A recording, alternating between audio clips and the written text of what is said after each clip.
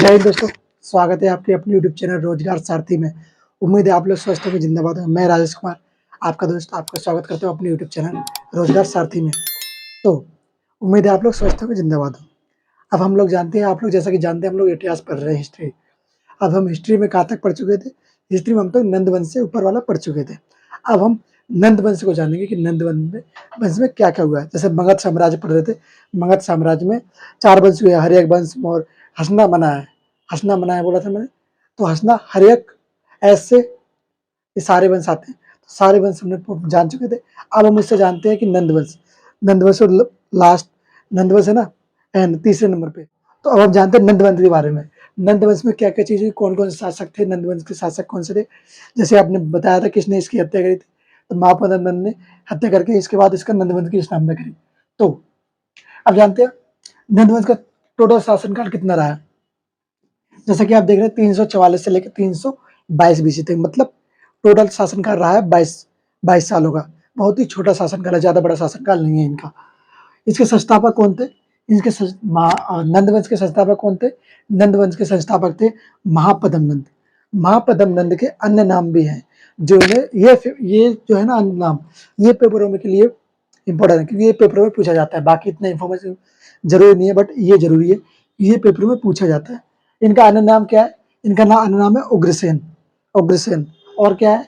और है परशुराम का सेकंड अवतार। मतलब ये परशुराम जो जी है, परशुराम जी थे, उनका सेकंड अवतार बोला जाता है इन्हें। ओके। एक राट, एक राट का मतलब क्या होता है? एक राट का मतलब क्या होता है?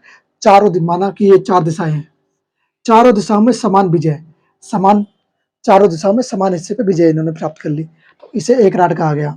और सर्व छांत्रक, सर्व छांत्रक मतलब जितने भी क्षत्रिय है ना, सबको समाप्त करना, सबका विनाश करना, सब छांत्रक कहा गया इन्हें।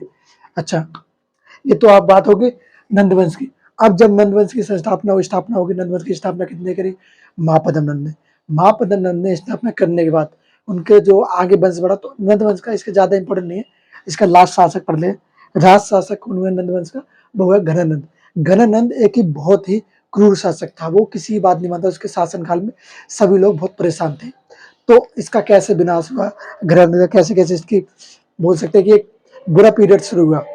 वो पीरियड कैसे शुरू हुआ, तो जानते इसके बारे में। तो घनानंद, इसका नाम घनानंद या नंदराज, इसे और क्या कहते हैं, या नंदराज भी कहा जाता है। इसका अन्य नाम क्या है? इसका अन्य नाम है अग्रमीज। इसे अग्रमीज भी कहा जाता है, मतलब सबका वो। ओके, इसका अन्य नाम क्या है? अग्रमीज। ओके। सिकंदर का आक्रमण इसी के समय पे हुआ था। जो सिकंदर था, तो इसका आक्रमण किसके समय हुआ था? वो था घनानंद। घनानंद के समय पे सिकंदर का आक्रमण हुआ था। घनानंद के सिकंदर का आक्रमण हुआ, तो जब यहाँ पे आक्रमण हुआ, तो एक बोल सकते हैं एक प्रोफेसर थे आर्यभट्ट, जिनको हम आर्यभट्ट जानते हैं। आर्यभट्ट यहाँ पे जो भारत से बाहर जो हिस्सा था, वो था गांधार। गांधार जो भारत से बाहर का हिस्सा था, वहां पे उनका एक विश्वविद्यालय था, तक्षशिला यूनिवर्सिटी। वो तक्षशिला यूनिवर्सिटी में प्रोफेसर का काम करते थे, प्रोफेसर थे। उन्हें इस बात का अंदाजा लगा कि सिकंदर भारत पे कभी भी आक्रमण कर सकता है। उन्होंने सारी इंफॉर्मेशन निकाली, तो उन्हें पता चला कि सिकंदर यहाँ पे आक्रमण कर सकता है। यहाँ पे क्या था, ये था गांधार। गांधार, यहाँ पे ये गांधार, ये एक जगह का नाम है। तो ये गांधार बाहर से, वो भारत के बाहर था। तो इसने कहा कि यार गांधार, यहाँ पे भी आक्रमण होगा उसका, पर इसने कहा भारत पे भी आक्रमण करेगा। तो आर्यभट्ट ने क्या कहा कि आर्यभट्ट ने सोचा चलो एक बात करते हैं उससे जाके। तो इन लोगों ने मीटिंग बनाई कि अब मीटिंग बनाई कि उससे सबसे ज्यादा शक्तिशाली शासक कौन है। मीटिंग बनाई, मीटिंग में पता चला कि सबसे ज्यादा शक्तिशाली शासक कौन है? घनानंद है। सबसे ज्यादा शासक कौन है? घनानंद। तो इन लोगों ने सोचा चलो सबसे जो ज्यादा शक्तिशाली शासक कौन है? घनानंद। तो जाके घनानंद से बात करते हैं। पर घनानंद बहुत ही क्रूर शासक था, बहुत ही बोल सकते हैं बाहिदा हरामी शासक बोल सकते हैं अपनी भाषा में बोले तो। ये कैसा शासक था? तो जब यहाँ पे मीटिंग चली, तो मीटिंग में बहुत से लोगों ने कहा चलो बात करते हैं। पर जब पता चला किससे बात करने जानी है, तो सब लोगों ने मना कर दिया कि हम उसके पास बात करने नहीं जाएंगे, घनानंद के पास। तो वो क्रूर शासक था, पता था इन लोगों को इसके बारे में। तो पता तो खैर आर्यभट्ट जी को भी था, पर उन्होंने कहा चलो एक बार ट्राई कर लेते जाके। तो यहाँ से यहाँ तक आर्यभट्ट जी घनानंद के पास गए। पहले उन्होंने उसका राज्य घूमा, राज्य में देखा कि सारी अर्थव्यवस्था हो रखी है, कोई भी चीजें ढंग से नहीं है। जो वहाँ की प्रजा उनके ऊपर क्रूर मतलब उनके ऊपर प्रताड़ित किया जा रहा है, उनको बुरी तरीके से मारा जा रहा है, टैक्स ज़्यादा वसूला जा रहा है, सारे काम उनके ऊपर ज़्यादा किए जा रहे हैं। पर इन्होंने सर फिर भी कहा चलो जाते हैं, एक बार देख के आते हैं, बात करते हैं। तो जब ये गए इसके पास, घनानंद के पास जब ये गए, तो उन्होंने मीटिंग बिठाई, इन्होंने बताया कि ऐसी-ऐसी बात है, सिकंदर भारत पे कभी भी आक्रमण कर सकता है, आपको अपनी सीमा मजबूत करके यहाँ पे सुरक्षा तो करनी होगी, भारत की सुरक्षा करनी होगी, क्योंकि उस समय यही सबसे शक्तिशाली शासक था, है ना? तो इसने कहा कि इसने शासक था, इसने घमंड में आ गया है, मुझसे ज़्यादा कौन हो सकता है, कोई नहीं हारा है, कोई नहीं जीतेगा मुझसे, ये घमंड में आ गया। तो इसने खैर जो आर्यभट्ट जी से इससे खुश हो गए, इसने इन्हें कुछ स्वर्ण मुद्राएँ देने की बात कही, स्वर्ण मुद्रा दी, पर उस समय इन्होंने क्या नाम है आर्यभट्ट जी, इन्होंने इससे लेने से मना कर दिया। उन्होंने जब लेने से मना किया, उन्होंने कहा कि ये मुद्रा मैं नहीं ले सकता, जो तुमने अपनी प्रजा की खून का मतलब खून बोल सकते हैं, एक मार-मार के उनसे टैक्स वसूला है, मतलब उनकी रोटी छीन कर टैक्स वसूला, उसको मैं नहीं ले सकता। तो उन्होंने ये बात कही, तो इससे ये घनानंद हो गया गुस्सा, मतलब एक क्रोधित हो गया। क्रोधित हुआ तो इसने इनको मतलब बोल सकते बेइज्जती करी इनकी। बेइज्जती जब करी तो ये गुस्सा हो गया, इन्होंने कहा, इन्होंने अपनी सखाएँ खोल ली। सखाएँ मतलब बाल, जो चोटी बाँधते हैं ना ब्राह्मण लोग, तो उन्होंने अपनी चोटी खोल ली। इन्होंने कहा कि ये चोटी मैं जब ही बाँधूँगा, जब मैं इस घनानंद का पूरा सर्वनाश, पूरे वंश का सर्वनाश कर दूँगा। तो ऐसी बात हुई, तो इन्होंने कहा चलो। फिर ये जब वहाँ से बेइज्जत होके जब जा रहे थे, तो जब ये यहाँ से निकले, तो यहाँ से जाते समय इन्हें एक जब ये जा रहे थे, तो यहाँ से जब बाहर निकल रहे थे, तो इन्हें जाते समय एक शासक मिला। एक बच्चा था, जो बहुत सारे बच्चे खेल रहे थे। बहुत सारे बच्चे खेल रहे, तो उनमें से एक बच्चा सभी बच्चों का नेतृत्व कर रहा था। नेतृत्व कैसे, एक राजा का वो खेल होता है ना, उन लोगों का खेल था एक राजा का, तो राजा की तरह वो नेतृत्व कर रहा था।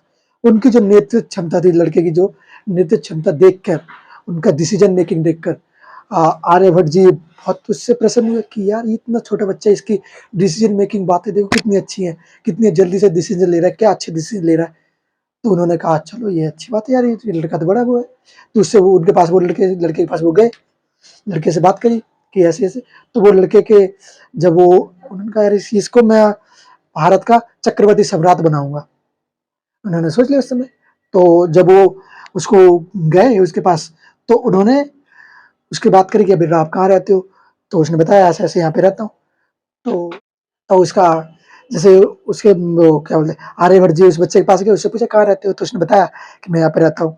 तो उसकी जो माताजी थे, उसकी माताजी के पास गए ये, तो उन्होंने कहा ये बच्चा आप मुझे दे दो, जो इसकी कीमत लेनी है आप ले लो। अब जानते हैं उससे आगे, जैसे हमने कहा था ना मौर्य को, जब उन्होंने उसकी माँ ने मौर्य को जब चाणक्य जी आए, चाणक्य जी ने जब मौर्य को खरीदा, तो उन्होंने उसकी माँ ने चाणक्य को चलो बेच दिया, मतलब बेचना नहीं कहेंगे, दे दिया। तो उन्होंने कहा था इसको मैं चक्रवर्ती सम्राट बनाऊँगा, तो इसलिए उन्होंने दे दिया उसको। अब जब देने के बाद तो अब बात आती है, अब उसके बारे में थोड़ा आगे बढ़ेंगे, बाद में जानेंगे। आप जानते हो थोड़ा मौर्य साम्राज्य के बारे में, फिर मौर्य उसमें आएगा, उसका नाम मौर्य का। आप जानते हैं पहले मौर्य साम्राज्य के बारे में, सिकंदर एवं मौर्य। पहले जानेंगे सिकंदर के बारे में, फिर जानेंगे मौर्य साम्राज्य के बारे में। तो अब बात आती है भारत पर पहला विदेशी आक्रमण। भारत जो है, भारत पे आक्रमण तो बहुत सारे हुए, पर क्या हुआ ना, आक्रमण जो भी हुए वो भारत के अंदर के आक्रमण हुए हैं। मतलब भारत में जो भी देश मतलब राज्य थे, उन्होंने एक दूसरे के ऊपर हमला किया है। पर उस समय सिर्फ और सिर्फ जो पहला भारत पे आक्रमण हुआ, विदेशी आक्रमण, मतलब कोई बाहर से आके आक्रमण कर रहा है, वो पहला आक्रमण किसने किया था? वो किया था ईरानियों ने। ईरानियों ने सबसे पहले भारत पर आक्रमण किया, विदेशी आक्रमण कहेंगे जिसको हम, वो किया ईरानियों ने। ओके, ईरानियों ने किया। इनके शासक कौन थे? जब इन्होंने आक्रमण किया तो उस समय शासक कौन था इनका? इनका शासक था Darius, Darius first. Darius first उस समय का शासक था। जब इन्होंने आक्रमण किया था भारत पे, तो डेरियस फर्स्ट शासक था। किस वंश से संबंधित था ये? डेरियस जो है किस वंश से संबंधित था? डेरियस हक हकमानी वंश से संबंधित था। डेरियस हकमानी वंश से संबंधित था। कौन सा वंश था वो? हकमानी वंश। हकमानी वंश हो गया। अब इसने कौन से हिस्से को जीता? इसने जब वो ये आया भारत, तो कौन-कौन से हिस्से को जीता? जैसे मैंने आपको पहले बताया था कि जब ये जो चाणक्य जी थे, चाणक्य जी जो थे, वो भारत किस हिस्से से आए थे? वो रहते कहाँ थे? गांधार, यहाँ पे जो गांधार था ना, गांधार, गांधार, उसकी राजधानी कौन सी थी? राजधानी तक्षशिला, तक्षशिला उसकी राजधानी थी ना, तक्षशिला गांधार की राजधानी थी। तो जब ये जिससे आए थे ना तक्षशिला से, तो गांधार, तो इसने कौन-कौन सा हिस्सा जीता, जो ईरानी था, ये ईरानी जिसका शासक था वो कौन-सा था? डेरियस। डेरियस प्रस्थम में कौन-कौन सा हिस्सा जीता? तो कौन सा उसने हिस्सा जीता, कौन-सा? गांधार और कम्बोज। और गांधार और कम्बोज यही वो हिस्सा है जो भारत से बाहर के थे। ये 2 हिस्से भारत से बाहर के थे, पर इनमें प्रशासन भारत का ही था, पर ये भारत के बाहर से, अभी के वर्तमान भारत के बाहर से हिस्से थे ये, है ना? तो ये गांधार और कम्बोज वर्तमान भारत के, है ना? तो अब ये बात आई, तो इसने फिर उसके बाद इसने शासक कर लिया, शासन हो गया इसका, यहाँ पे इसका अधिकार हो गया, यहाँ पे उसका अधिकार हो गया, गांधार और कम्बोज पे, अब यहाँ पे शासन कर रहा है। फिर वहाँ से जब एक और व्यक्ति आया, जब हम जिसको कहेंगे दूसरा विदेशी युद्ध, सॉरी दूसरा विदेशी आक्रमण, दूसरा विदेशी आक्रमण किसका हुआ? दूसरा विदेशी आक्रमण हुआ सिकंदर, जिसको सिकंदर महान भी कहा जाता है, या द ग्रेट सिकंदर भी कहा जाता है ना। तो उसने जब शासन किया, वो आक्रमण किया, तो आक्रमण उसने कब किया? उसने आक्रमण करीब इन्होंने किया 331 बीसी में, यहाँ पे आक्रमण किया। पर इसको आक्रमण भारत में प्रवेश करने से पहले एक जो शासन था उसका सामना करना पड़ेगा, एक शासक का सामना करना पड़ा। वो शासक कौन सा था? वो शासक था डेरियस प्रथम, क्योंकि ये जो सिकंदर है इससे पहले आ रखा था वो डेरियस प्रथम, तो इसको पहले उसका सामना करना पड़ेगा ना, उसके बाद ही भारत में घुसेगा, प्रवेश करेगा। और भारत में प्रवेश करने के लिए सिर्फ एक ही रास्ता था, वो रास्ता कौन सा था? गांधार और कम्बोज है ना, इसके बीच में से एक नदी जाती, वो एक दर्रा जाता था जिसे कहते खैबर दर्रा। वो खैबर दर्रा ही एकमात्र रास्ता था जिससे उधर से अगर कोई आता है तो भारत में प्रवेश करने का।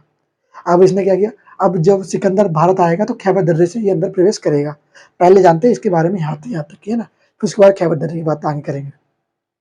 तो जब वो खैबर दर्रे से अंदर आ रहा था, तो यहाँ पे गांधार और कम्बोज पे तो अधिकार उसका डेरियस का हो रखा था, तो उसने सबसे पहले डेरियस से युद्ध किया। डेरियस से जब युद्ध किया तो उस युद्ध को क्या नाम दिया गया? उस युद्ध को कहा गया है गोलामाल, गोलामाल या उरेवेला का युद्ध। गोलामाल या उरेवेला का युद्ध वो कब हुआ था? वो 331 बीसी में। कब हुआ? 331 बीसी या ईसा पूर्व बोलेंगे, तो वो कब हुआ? 331 ईसा पूर्व में। कौन सा युद्ध? गोलामाला का युद्ध। ये युद्ध आपको थोड़ा याद रखना है क्योंकि ये जरूरी है। अब हम कहेंगे दूसरा युद्ध किसने हुआ? दूसरा विदेशी आक्रमण, तो वो किया है सिकंदर ने, पर अभी भारत से बाहर, जो हिस्सा था वो भारत से बाहर था, तो इस पे अभी गांधार और कम्बोज पे किया। अब ये भारत में प्रवेश करेगा, जब ये भारत में प्रवेश करेगा तो भारत में ये अपनी बोलते हैं कि इसने बोला कि बहुत से लोगों मिथ है कि इसने पूरी दुनिया को जीत लिया। इसने पूरी दुनिया को नहीं जीता, इसने पूरी दुनिया का मात्र 5% भाग जो होता है, मात्र 5% भाग ही जीत पाया था, पूरी दुनिया को इसने नहीं जीत पाया था। इसके बारे में जानेंगे, इसके बारे में और भी चीजें बताएंगे आपको। आइए दोस्तों, अब जानते हैं थोड़ा सिकंदर के बारे में। सिकंदर कौन था, क्या नाम था उसका, और क्या नाम थे उसके पिता का नाम क्या था, कहाँ का शासक था, इसके बारे में और चीजें जानते हैं। तो जैसा कि मैंने आपको बताया था कि जब ये लोग खैबर दर्रे से अंदर प्रवेश कर रहे थे उस समय इन्होंने किससे युद्ध किया था? तो इसने किससे युद्ध किया था? इसने युद्ध किया डेरियस से।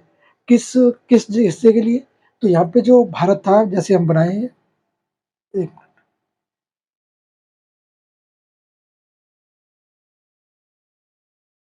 ये मानो ये भारत वाला हिस्सा था, तो यहाँ से जो एक खैबर दर्रा जाता था ना, खैबर दर्रा, यहाँ पे इसने 2 जगह थी, एक गांधार और एक कम्बोज। इसने गांधार और कम्बोज को जीतने के लिए पहले युद्ध किया, तो बोला जाए प्रथम युद्ध इसने कब किया? गांधार और कम्बोज को जीतने के लिए। किससे किया था? वो किया था डेरियस प्रथम से। ओके, इसने जब डेरियस प्रथम से युद्ध किया तब ये अंदर प्रवेश किया। तो प्रवेश इसने कौन से हिस्से से किया था? खैबर दर्रे से। खैबर दर्रे से होते हुए पहले इसका जब ये युद्ध इसने प्रवेश किया तो इसके बारे में थोड़ा और जानते हैं, पहले इसको जानते हैं। ये कहाँ का शासक था जो सिकंदर था? सिकंदर मकदूनिया, मकदूनिया या मैसेडोनिया, मकदूनिया या मैसेडोनिया का शासक था। मकदूनिया या मैसेडोनिया का शासक था। ओके, इसका पिता का नाम क्या था? इसके पिता का नाम फिलिप, इसके पिता का नाम था फिलिप। फिलिप मकदूनिया के शासक थे। इनके पिता ही तो उस समय शासक होंगे, तो इनके पिता थे शासक, मकदूनिया के शासक। ओके, जो अलेक्जेंडर है इसके अन्य नाम क्या है? इसका एक अन्य नाम बहुत ही फेमस है और जो सब लोग ही बोलते हैं उसको, वो था Alexander the great. Alexander the great, Alexander the great, इसको बोला जाता है कि इसने दुनिया का पूरा बोल सकते हैं कि आधे से ज़्यादा दुनिया इसने जीत ली थी। ये एक मिथ है, इसने आधे से ज़्यादा दुनिया नहीं जीती थी, इसने सिर्फ दुनिया का सिर्फ 5% भाग जीता था, सिर्फ 5%। 100% में थे, मतलब 90% भाग इसने जीता ही नहीं। तो जब इसने 5% भाग जीता तो इसने, और ये बात सिर्फ इतनी है कि 5% भाग जीता है। हाँ, अब वो बात आती है और इसके बारे में क्या था, और एक चीज़ और है कि जब ये भारत आया तो भारत भी इसने कहा कि हम पूरे भारत को जीतेंगे, तो इसने पूरे भारत को नहीं जीत पाया था। भारत का कुछ ही हिस्सा इसने जीता था और बाद में जब ये वापस गया तो इसने जो इसके सेनापति थे या इतिहासकार वगैरह इन लोगों को दे के चला गया वो। और ये इसके बारे में जानते कब ये गया, क्या क्या कैसे गया, आगे चलिए। ये इसके अन्य नाम हो गए अलेक्जेंडर द ग्रेट। ये भारत में आया 326 बीसी में। भारत में जब इसने प्रवेश किया तो वो आया 326 बीसी में, भारत में आया। भारत में 326 बीसी में आया, वापस कब गया? अच्छा, भारत में 326 बीसी में आया तो वापस कब गया? तो ये वापस गया था 325 बीसी में। 325 बीसी में वापस गया था। ये बीसी का कंफ्यूजन मैं आपको कल सॉल्व करवा दूंगा इसका। अगर कंफ्यूजन हो रहा है ना कि बीसी और ये चल रहा है, नीचे चल रहा है, मतलब पीछे क्यों जा रहा है, आया 26 में जा 25 में रहा है, ऐसा कैसे? तो इसका मैं सॉल्यूशन आपको कल दे दूंगा, सारी इसकी इन्फॉर्मेशन बता दूंगा कैसे गया है ना। तो जैसे ये 326 बीसी में आया, वापस कब गया? 325 बीसी में। कितने महीने यहाँ पे रहा, कितना समय इसने बिताया भारत में? तो इसने भारत में बिताया 19 माह। 19 माह भारत में रहा ये। 19 माह के बाद ये भारत से चला गया अपने वापस मकदूनिया। मकदूनिया जब गया तो इसके बाद यहाँ पे खत्म हुई। इसके जब मकदूनिया जाएगा उसके बाद वहाँ पे खत्म करेंगे। आप जानते हैं इसके बारे में, इसकी युद्ध ये सबसे पहले आया भारत में। भारत में जब ये प्रवेश कर रहा था तो उस समय जो झेलम नदी है, झेलम नदी के तट या पंजाब में एक शासक था पुरु या पुरश। पुरु या पुरश, उसमें पुरु या पुरश वो एक शासक हुआ है। उस समय जो पूर्व पुरुष था पंजाब का शासक, तो इसका जो पहला युद्ध हुआ ना, तो सबसे पहला युद्ध इसके साथ हुआ था। पहला तो इसके साथ हुआ, दूसरा अगर बोले भारत के अंदर तो ये पूर्व के अंदर, पूर्व के पास, पूर्व से हुआ, पूर्व पुरुष से हुआ। तो जब इसका युद्ध हुआ राजा पुरुष से, तो यहाँ पे एक हिस्सा था झेलम नदी, इसके बीच में जो युद्ध हुआ ना इसका, झेलम और चिनाब के बीच में, इस नदी के बीच में इसका युद्ध हुआ है ना। तो ये पंजाब का शासक था। कौन था पंजाब का शासक? पुरु। पुरु था पंजाब का शासक। जब इसने युद्ध किया तो बोला जाता है कि सिकंदर का भारतीय शासक से पहला युद्ध, भारतीय शासक से पहले किससे था? वो तो अंग्रेजी शासक, मतलब बोल सकते हैं कि विदेशी था, डेरियस प्रथम। वो कौन सा था? वो तो बाहर का शासक था, बाहर का था ना। तो जो भारत के शासक से युद्ध हुआ इसका, वो कौन सा था? अरे यार गर्मी बहुत ज्यादा लग रही है क्योंकि पंखा मैंने बंद कर रखा है। पंखा चालू करूंगी तो आवाज आएगी, फिर आवाज आपको लोगों को क्लियर दिखाई देगी, इसलिए मैंने पंखा बंद कर रखा है। तो पसीना आ रहा होगा बहुत ज्यादा। ये सिकंदर, सिकंदर भारतीय शासक से युद्ध, भारतीय शासक से युद्ध इसका कब हुआ? इस युद्ध को क्या नाम दिया जाता है? इस नाम को, इसको क्या नाम दिया जाता है? इसके कहेंगे ना, ये जो इस जगह पे होता है, इस जगह पे, ये जगह थी झेलम नदी। तो झेलम नदी से जब इसका युद्ध हुआ तो उस युद्ध को क्या कहा गया? हायदे स्पीच का युद्ध। हायडे स्पीच का युद्ध, हायडे स्पीच या फिर झेलम वॉर, या फिर कहेंगे हम झेलम वॉर कहेंगे, या फिर कहेंगे बितास्ता। झेलम का पुराना नाम क्या है? झेलम का पुराना नाम मैंने आपको बताया था, बहुत पहले मैंने आपको बताया था कि झेलम के सारी नदियों के मैंने नाम बताए थे। तो झेलम का पुराना नाम क्या था? झेलम का पुराना नाम बितास्ता था, तो इसे बितास्ता युद्ध भी कह सकते हैं। तो ये इसके युद्ध बोले गए हैं ना। और इसमें जब ये कब ये युद्ध किया? जब ये भारत में प्रवेश कर रहा था ना, इसकी शुरुआती हुई थी प्रवेश करने की, तो 325 बीसी में शुरुआती करा था इसने प्रवेश करने की, है ना। तब ये इसका युद्ध हुआ जब ये किया। तो इसकी पत्नी का नाम क्या था? इसकी पत्नी का नाम था रैक्सोना। रुखसाना नहीं, रैक्सोना। बहुत से लोग रुखसाना बोल देते हैं, रुखसाना नहीं, रैक्सोना होता है इसका नाम। क्या नाम है? रैक्सोना। रैक्सोना इसकी पत्नी का नाम है। इसकी एक कहानी है। कहानी क्या, कि जब ये जो है सिकंदर, सिकंदर जब युद्ध करके पोरस इसमें हार गया, इस युद्ध में पोरस हार गया, सिकंदर की जीत हुई थी। जब पोरस हार गया तो ये पोरस को या पुरु को कब्जा करके यहाँ पे लाया अपने, वहाँ पे उसने, जहाँ वो सब उसका हो सकती है एक गद्दी लगा जहाँ बैठे हुए थे वो, तो वहाँ पे उसको लाया और बड़ा सा मैदान था, बड़े से मैदान में उसके बीच में खड़ा कर दिया, एक शेर की तरह इसको खड़ा कर दिया बीच में खड़ा। यहाँ पे यहाँ पे इनकी गद्दी लगी है, ये मैदान है, ये यहाँ पे पोरस खड़ा है। अब यहाँ पे ये इसकी वाइफ रहती है और यहाँ पे सिकंदर।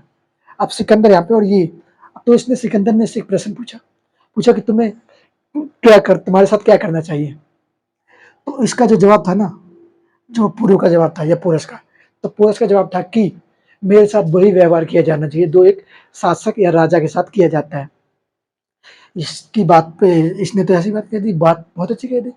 इसकी बात पे इसकी बीवी मुस्कुराई, सिकंदर की बीवी मुस्कुराई। सिकंदर की बीवी मुस्कुराई, सिकंदर ने ऐसे देखा, "हैं, तू मुस्कुरा रही है? क्या हुआ?" ऐसे उसने पूछा होगा। तो जब ये मुस्कुराई तो इसको इसको आ गया गुस्सा, मुझे मुझे छोड़ के उसको मुस्कुरा रही है, क्या बात है? तो जब इसको सिकंदर को गुस्सा आया, तो सिकंदर ने अपनी वाइफ रेक्सोना से और पुरु पे पुरु के हाथ में राखी बंधवा दी। पुरु के हाथ में राखी बंधवा दी। इसकी वाइफ से इसके हाथ में राखी बंधवा दी। अब राखी बंधवाने के बाद तो उसका भाई हुआ। एक तरफ से बोला जाए साला हुआ, है ना? भाई हो गया। तो फिर ये रिश्ते बन गए। तो बोला जाता है कि ये जो पुरु है और सिकंदर बहुत ही अच्छे मित्र हुए, बाद में ये लोग मित्र बन गए थे। तो इसने उनको छोड़ दिया था बाद में, बोला जाता है। कितना सच्चा है कितना झूठी है पता नहीं, पर ये मिथ है, तो बोल सकते हैं हाँ, हो सकता है। तो अब बात आ जाए तो इसकी जो कहानी थी मैंने बता दी है। अब बात करते हैं थोड़ी और सिकंदर के बारे में, क्या-क्या चीज़ें और हुई सिकंदर के जीवन में और क्या कैसे-कैसे वो युद्ध लड़ा और आगे बढ़ा। फिर उसके बाद आएँगे मौर्य साम्राज्य पे, फिर जानेंगे शासकों की एक अच्छी जानकारी के बारे में, जैसे अशोक हुआ, बिंदुसार हुआ और मौर्य हुए, इनके बारे में और जानेंगे अच्छी-अच्छी जानकारी। जी, आइए दोस्तों, अब जानते हैं थोड़ा और इसके बारे में, सिकंदर के बारे में और क्या-क्या चीज़ हुई इसके साथ में। तो जैसा कि आप देख रहे हैं कि सिकंदर किस सिकंदर की जो सेना थी, सिकंदर की सेना ने ब्यास नदी को पार करने से इनकार कर दिया। पार करने से इनकार क्यों किया? सिकंदर की जो सेना थी, उसने ब्यास नदी को पार करने से इनकार क्यों? क्योंकि जब सिकंदर भारत प्रवेश कर रहा था ना, तो वो भारत प्रवेश कर रहा था, वो बीच में ब्यास नदी पड़ती है। तो जब ब्यास नदी पड़ती है तो उसको पार करना था। पार करके तभी वो आगे बढ़ सकते थे वो लोग। तो आधी जिसकी जिसकी सिकंदर की जो सेना थी, उसने मना कर दिया कि मैं ब्यास नदी को पार नहीं करूँगा। पर उसको पार ना करने का कारण क्या था? पार ना करने का कारण क्या था कि जैसे मैंने बताया था कि आपको जो जो चंद्रगुप्त मौर्य जिनके वो जिस जो बोलते हैं क्या बोलते हैं उन्हें? विष्णुगुप्त विष्णुगुप्त जैसे मैंने आपको बताया था कि चाणक्य जो चंद्रगुप्त मौर्य के गुरु भी कहे जाएँगे या शिक्षक। तो जो चंद्रगुप्त मौर्य के जो चाणक्य जी थे, चाणक्य जी ने पहले धनानंद से कहा था कि यहाँ पे वो क्या बोलते हैं, युद्ध होने वाला है। उन्होंने कहा था कि यहाँ पे युद्ध होने वाला है, अपनी सेना मजबूत करो और राज्य को, देश को बचाओ। तो उसने तो उनका अपमान करके उन्हें भगा दिया था। जब वो भाग गए, मतलब उनका अपमान किया, तो वो वहाँ से वापस आ गए। जब वापस आ रहे थे तो एमपी के जो जंगलों में, मैंने बताया था कि एमपी के जंगलों में एक प्रजाति रहती थी, मूरा नाम की। तो मौर्य नाम की प्रजाति रहती थी, तो वहीं पे एक बच्चा था, वो नेतृत्व कर रहा था। जैसे बच्चे खेल खेल रहे थे, तो वहाँ पे खेल खेल रहा राजा वाला खेल। तो वहाँ पे एक बच्चा उनका नेतृत्व कर रहा था। वो बच्चा कौन था? चंद्रगुप्त मौर्य था। तो जो बच्चा नेतृत्व कर रहा था, उसकी नेतृत्व क्षमता इतनी अच्छी लगी ना वो चाणक्य जी को। चाणक्य जी वहीं पे बैठ के उसका देखने लगे कि क्या कर रहा है। तो ऐसे उनको मैंने बताया था कि उनको अच्छा लगा उसको। उसकी माँ के पास गए, माँ का नाम मोरा था। मोरा के पास गए, उन्होंने कितने में जो मुद्रा थी वो कौन-सी थी? कासपाड़, 8 कासपाड़। इससे हमें पता चलता है कि उस समय मुद्रा कौन-सी चलती थी। तो 8 कासपाड़ जो उसने 8 कासपाड़ मतलब खरीदा, मुद्रा बोलते हैं। तो 8 कासपाड़ में जो चाणक्य जी थे उन्होंने उसको खरीदा था। तो बात आई ये कि उन्होंने जब उनको पता था कि युद्ध होने वाला है, तो उन्होंने क्या किया, जब जैसे ही सिकंदर प्रवेश कर रहा था ना भारत में, तो जब भारत में प्रवेश कर रहा था सिकंदर, तो उन्होंने किया एक प्लान, तो कुछ ना कुछ तो करना पड़ेगा इसको रोकने के लिए कि ये नदी पार करके इस तरफ ना आए। तो उन्होंने क्या किया, रातों-रात गए। ये और इसको मौर्य को साथ लेके गए, चंद्रगुप्त मौर्य को। ये जैसे मान लो यहाँ पे टेंट लगे थे 3-4, बोल सकते हैं टेंट लगे थे। तो ये जैसे मौर्य और चंद्रगुप्त जी, ये दोनों लोग गए। ये दोनों लोग जाके हर एक टेंट में जाके, जैसे जो बोल सकते हैं कि जो सेना थी ना, सेना में जैसे जो भी सेना में जो लोग थे, वो लोग सो रहे थे, तो उनके साथ में जाके जी चाणक्य जी सो के बोलते हैं कि भाई, अ, अगर ब्यास नदी को जो भी पार करता है ना, तो वो मर जाता है। अगर उसमें जो भी पैर रखेगा वो मर जाएगा।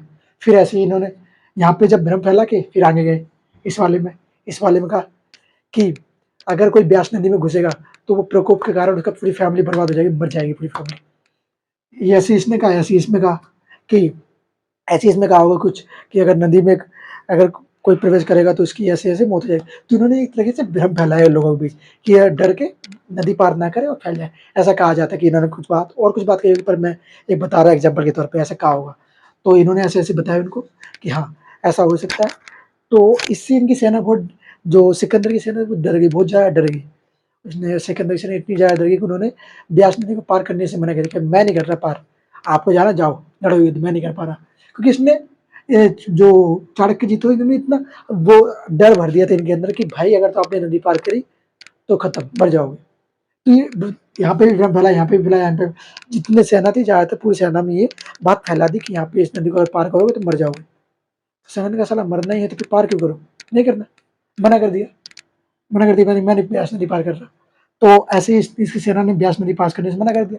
इस कारण सिकंदर गुस्सा हुआ, तो उसने फिर खैर गया आगे, पर उसने फिर अपने जो सेना थी उसको वापस लाने का उसका विचार बनाया। फिर धीरे धीरे ऐसे प्रोसेस चला, पर आगे बढ़ा धीरे धीरे, फिर वो गया जैसे तैसे मनाई सेना को, फिर वो आगे बढ़ा। तो जब बात ये हो गई ब्यास नदी पार करने से मना कर दिया, फिर आगे बढ़े। फिर इसके बारे में थोड़ा जानते सिकंदर के बारे में। तो सिकंदर के जो गुरु हुए, सिकंदर के गुरु थे अरिस्टो। अरिस्टो के भी एक गुरु है। अरिस्टो के गुरु कौन थे? प्लेटो। प्लेटो के भी एक गुरु है, वो है सुकरात। तो इनके इसका गुरु कौन?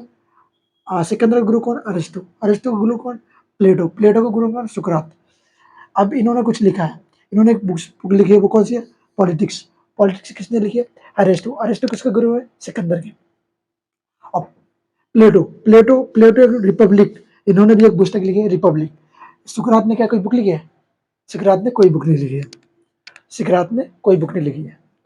सिकंदर के साथ आए व्यक्ति, सिकंदर जब भारत प्रवेश कर रहा था तो उसके साथ में कुछ व्यक्ति, वो चीज मैं आगे अभी आगे बताते हैं। तो जो पुस्तक दी थी वो मैं आगे बताऊंगा आपको और कौन सी पुस्तक है। तो यहाँ से जैसे ये अरिस्टो पॉलिटिक्स और रिपब्लिक, ये इन्होंने बुक लिखी है। तो ये तो मैंने स्टोरी बता दी आपको। अब यहाँ पे चलते हैं और इनके जो सिकंदर जब भारत में आया तो उसके साथ कुछ व्यक्ति आए थे। कौन कौन से व्यक्ति थे? तो पहले जानते हैं सेल्यूकट निकेटस। सेल्यूकट निकेटस, इसकी बातें और बाद में बताएंगे इसके बारे में। सेल्यूकट निकेटस कौन था? इनका थल सेनापति था। जो सिकंदर था इसका कौन था? थल सेनापति था, सेल्यूकट निकेटस। और फिर मिरियाकस, मिरिकस ये कौन सा था? जल सेनापति। सेल्यूकट निकेटर है जल सेनापति। फिलिप्स, फिलिप्स इसका पिता नहीं है, पिता का नाम भी फिलिप्स है पर इसका नाम भी फिलिप्स है। ये कौन है? इसका प्रबंधक। प्रबंधक मतलब इसकी जो भी सेना में जो कुछ भी हलचल वगैरह सारी चीजों को देख रेख करना, सेना कहाँ जा रही है, कैसे कर रही है, सारी की जानकारी इसके हाथ में थी। प्रबंधक था ये सारी चीजों का, तो ये था प्रबंधक। एक्रोनोक्रिस्ट, एनोसक्रिस्ट, ये कौन सा? ये एक इतिहासकार था। इसके साथ दो इतिहासकार आए हैं। एक कौन सा थे? अरिस्टोबुलस, अरिस्टोबुलस इतिहासकार। ये दो इतिहासकार इसके साथ में आए थे। किसके साथ में? सिकंदर के साथ में। ये इतिहासकार आए। ये तो बात होगी इन पांच, इनके साथ जो व्यक्ति आए, ये पांच व्यक्ति थे। जब ये जाएगा भारत से तो इनको कुछ ना कुछ दे के जाएगा, इसको कुछ दे के जाएगा, इसको कुछ दे के जाएगा। ये तो कुछ यहीं पे रहेंगे, तो इनको कुछ ना कुछ दे के गया है। वो क्या दे के गया है वो हम आगे बताते हैं, किसको क्या दे के गया था। जैसे इसको देके गया था सीरिया वाला हिस्सा, जो सेल्यूकस ने कहता था इसको देके गया सीरिया वाला हिस्सा। इसको देके गया इससे नीचे वाले हिस्से, और इसको भारत सौंप गया। भारत में जो भी सिकंदर ने जो युद्ध करके जो हिस्से जीते थे वो किसको सौंप गया? फिलिप्स को। वो सारे ज्यादातर हिस्से फिलिप्स को सौंप गया था। आइए अब थोड़ा और जानते हैं सिकंदर के बारे में, और इसका टॉपिक खत्म हो जाएगा, फिर उसके बाद चलेंगे हम मौर्य साम्राज्य की ओर। तो सिकंदर के बारे में थोड़ा जानते हैं, फिर उसके बाद आगे बढ़ते हैं। सिकंदर की पसंदीदा पुस्तक, जो पुस्तक के बारे में बात कर रहा था, उसकी पसंदीदा पुस्तक कौन सी थी? तो उसकी पसंदीदा पुस्तक थी इलियड। इलियड पुस्तक इसको किसने दी थी? इलियड पुस्तक है, इसको किसने दी थी? इलियड जो पुस्तक है इसके गुरु अरिस्टो ने दी थी। इसके जो गुरु थे अरिस्टो ने दी थी। इसके गुरु अरिस्टो ने इसको, हाँ, इसके जो गुरु थे उसने क्या, किसने दी थी इसकी पुस्तक? अरिस्टो ने दी थी। अरिस्टो ने ये कहा था कि बेटा, यहाँ वहाँ पे सन कहा होगा, बेटा कि इस पुस्तक में तुम इस पुस्तक को हर समय पढ़ते रहना और हर समय अपने साथ रखना। तो ये ना इस पुस्तक को हर समय अपने साथ रखता था। इस पुस्तक में था क्या? इस पुस्तक में था राजनीति के युद्ध वगैरह, युद्ध नीति कैसे लड़े, ये वगैरह वगैरह। इस पुस्तक में ये सारी चीजें थी। तो इसने ये हर समय उस पुस्तक को पढ़ता रहता और हर समय अपने साथ में रखता था इस पुस्तक को। ओके। एक सिकंदर का घोड़ा हुआ, जिस समय सिकंदर भारत में आया था तो उसके साथ जितने भी युद्ध लड़े ना सिकंदर ने, तो इसी घोड़े पे बैठ के लड़े हैं। तो इसके साथ जो घोड़ा था उसका घोड़े का नाम क्या था? वो था बाउकेफला। बाउकेफला, बाउकेफला इसका घोड़े का नाम था। जब इसके घोड़े की युद्ध के दौरान इसके घोड़े की मृत्यु हो जाती है तो ये बड़ा ही टूट जाता है अंदर से कि यार ये मेरे घोड़े की मृत्यु, तो ये अंदर से बहुत टूट जाता है। तो जब टूटता है तो यहाँ से इसका थोड़ा वापस जाने की संभावना हो जाती है कि यहाँ से वो वापस जाना शुरू कर देता है, थोड़ा अंदर से टूट जाता है। तो इसने अपने जो घोड़ा था उसके लिए कुछ उसके नाम से कुछ गाँव बसाया था, एक नगर बसाया था, उसका नाम था वाऊ केफला गाँव या नगर। और एक और नगर था जिसका नाम था निकैया। कई नगर इसने 2 नगर बसाए भारत में, और भी नगर बसाए हैं, पर जो इम्पोर्टेंट है वो ये है। बाकी इसने जब भी युद्ध लड़ते गया तो इसने अपने नाम से ही बहुत सारे शहर और नगरों की स्थापना करी है, जैसे सिकंदर नाम से बहुत सारे नगरों की स्थापना करी है, अलेक्जेंडर। ओके। सिकंदर जब भारत आ चुका, इसने सब कुछ लड़के जब भारत वापस जा रहा था, मैंने बताया भारत वापस समय इसने किसको कौन सा हिस्सा दिया था, तो वो हो चुके। अब इसकी मृत्यु कब हुई? जब भारत से चला गया तो इसकी मृत्यु हो गई थी, मृत्यु हुई थी इसकी 323 बीसी में। 323 बीसी में इसकी भारत भारत से जाने के कुछ वर्षों बाद, लगभग 2 से 3 वर्षों बाद इसकी मृत्यु हो गई थी, लगभग 2 वर्षों बाद। कहाँ पे हुई थी मृत्यु? कहाँ पे हुई थी? बेबीलोन। बेबीलोन कहाँ पे? बेबीलोन है मिस्र में। मिस्र, बेबीलोन मिस्र में इसकी मृत्यु हो गई। अब ये टॉपिक हो जाता है हमारा खत्म। अब ये जो मौर्य के बारे में, वो सॉरी, जो सिकंदर के बारे में इंफॉर्मेशन थी, सिकंदर के बारे में टॉपिक होता है खत्म।